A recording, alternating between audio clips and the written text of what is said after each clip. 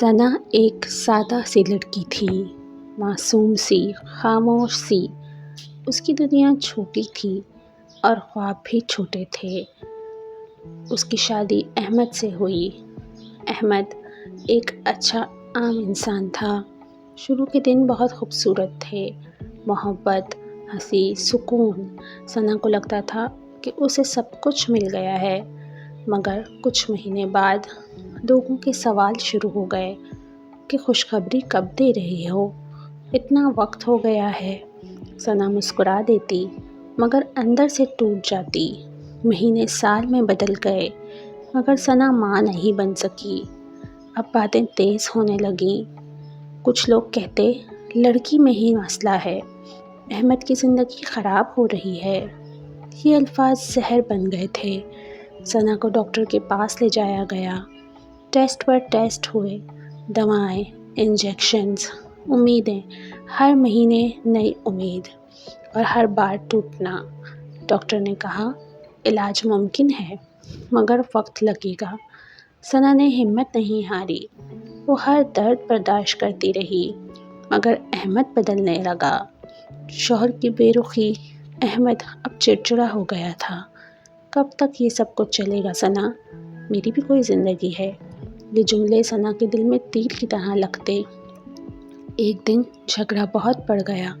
احمد نے غصے میں کہا شاید تم کبھی ماں نہیں بن سکتی۔ یہ سن کر ثنا جیسے اندر سے مر گئی۔ اس رات ثنا نے تنہا بیٹھ کر سوچا، بہت روئی، بہت ٹوٹی، پھر ایک فیصلہ کیا۔ اگلے دن اس نے احمد سے کہا تم دوسری شادی کر لو۔ احمد چونک گیا، تم ہوش میں تو ہو؟ ثنا نے آہستہ سے کہا میں تمہیں صرف خوش دیکھنا چاہتی ہوں۔ لوگوں نے زور دیا اور احمد مان گیا۔ اس نے دوسری شادی کر لی۔ نئی دلہن حنا تھی، خوبصورت، چالاک، خود غرض۔ شروع میں تو وہ بہت میٹھی بنی، ثنا سے بھی پیار سے بات کرتی، مگر یہ سب صرف دکھاوا تھا۔ چند دن بعد حنا کا اصل چہرہ سامنے آ گیا۔ دن گزرتے گئے اور ثنا کی زندگی میں مشکل بڑھتی چلی گئی۔ اب وہ اس گھر میں احمد کی بیوی نہیں بلکہ صرف نوکرانی بن کر رہ گئی تھی۔ صبح سب سے پہلے وہی اٹھتی، نماز پڑھتی اور سیدھا کچن میں چلی جاتی، ناشتہ بناتی، چائے بناتی، پھر حنا کو جا کے جگاتی۔ حنا آنکھ کھولتے ہی کہتی چائے کہاں ہے؟ ثنا فوراً دوڑتی۔ اگر چائے ذرا بھی ٹھنڈی ہوتی تو حنا کپ پھینک دیتی۔ یہ کیا ہے؟ تم سے ایک کام بھی نہیں ٹھیک سے ہوتا۔ ایک دن گرم چائے ثنا کے ہاتھ پہ گر گئی، ہاتھ جل گیا، مگر حنا نے کہا جاؤ دوسری چائے بنا کے لے کر آؤ، ڈرامہ بند کرو۔ ثنا نے جلتے ہاتھ کے ساتھ دوبارہ چائے بنائی۔ آنکھوں میں آنسو تھے مگر ہونٹ خاموش تھے۔ احمد سب دیکھ رہا تھا مگر کچھ نہیں بولا۔ وہ یہ خاموشی ثنا کو سب سے زیادہ تکلیف دیتی تھی۔ دوپہر کو پورا گھر صاف کیا، کپڑے دھونا، برتن مانجنا، سب کچھ اکیلے۔ حنا سارا دن فون پہ لگی رہتی یا پھر سوتی رہتی۔ اگر کہیں ذرا سا بھی گرد نظر آ جاتی تو وہ چیخ پڑتی تم کرتی کیا ہو سارا دن؟ ایک دن ثنا کو تیز بخار تھا، جسم کانپ رہا تھا، کھڑے ہونا بھی مشکل تھا۔ اس نے آہستہ سے کہا کہ مجھے بخار ہے، آج طبیعت ٹھیک نہیں ہے۔ حنا فوراً بولی تو میں کیا کروں؟ مجھے کھانا چاہیے۔